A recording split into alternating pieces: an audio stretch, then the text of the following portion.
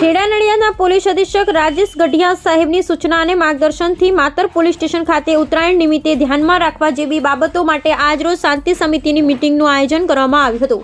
Cyber crime જાગૃતતાનું આયોજન કરવામાં આવ્યું હતું। દિન પ્રતિદિન સાયબર ક્રાઇમની બની રહેલા બનાવો સંબંધે નાગરિકોમાં જાગૃતિ લાવવા માટે માર્ગદર્શન આપવામાં આવ્યું હતું।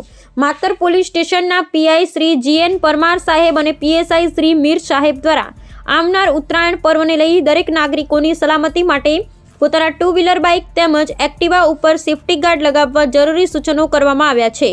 સાથે સાથે ચાઇના દોરીના વેચાણ પર પ્રતિબંધ હોય। જો કોઈ વ્યક્તિ ચાઇના દોરીનું વેચાણ કરતા ઝડપાશે તો એની ઉપર કડકમાં કડક સજા ફટકારવામાં આવશે। ને માતર તાલુકાના દરેક ગામના સરપંચ અને વડીલો હાજર રહ્યા હતા।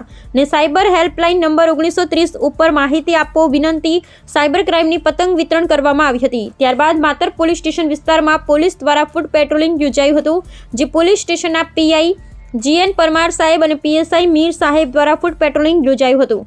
માતર ખોખા બજાર મચ્છી માર્કેટ નાની ભાગોળ બારોટવાળો સ્વામિનારાયણ ચોક પરત પોલીસ સ્ટેશન સુધી ફૂટ પેટ્રોલિંગ યોજાયું હતું। પોલીસ જવાનો, હોમગાર્ડ, જીઆરડી, ટીઆરબી જવાનો જોડાયા હતા। પત્રકાર મોહમ્મદ ખાન પઠાણ, માતર।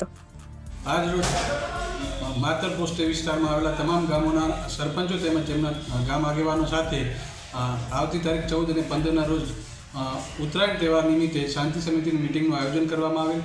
તેમાં ચાઇનીઝ દોરી તેમજ ચાઇનીઝ તુક્કલ બાબતે લોકોમાં જાગૃતતા આવે એ બાબતે અને ચાઇનીઝ દોરીનો ઉપયોગ કોઈ ન કરે તેમજ તુક્કલનો ઉપયોગ ન કરે એ માટે પણ સૂચના આપવામાં આવેલી। અને આવું કંઈ હોય તો તાત્કાલિક પોલીસનો સંપર્ક કરવા તેમજ જે કાચ ઘસીને જે દોરી તૈયાર કરે છે એ બાબતે પણ લોકોમાં જાગૃતતા આવે અને એનો ઉપયોગ પણ ન કરે એના બાબતે પણ સૂચના આપવામાં આવી છે। અને તેમજ ઉત્તરાયણ નિમિત્તે કોઈ બીજા ધર્મની લાગણી ન દુભાય એવા ગીતો ન વગડે એના માટે પણ સૂચના આપવામાં આવી છે। કોઈ રોડ ઉપર પતંગ નાના છોકરાઓ ન લૂંટે એના માટે પણ સૂચના આપવામાં આવી છે। તેમજ 1930ની જે સાયબર અવેરનેસ બાબતની જે પતંગ પણ આપવામાં આવી હતી એ પણ પતંગ પણ એસપી સાહેબ તરફથી જે આપી હતી એ પતંગનું પણ વિતરણ કરવામાં આવેલ। તેમજ ટ્રાફિક જાગૃતિ વ્યવસ્થા જે સપ્તાહ ચાલ્યું છે તેના માટે પણ સૂચના આપવામાં આવી। તેમજ નવા કાયદા અંગેની પણ જાણકારી આપવામાં આવેલ છે।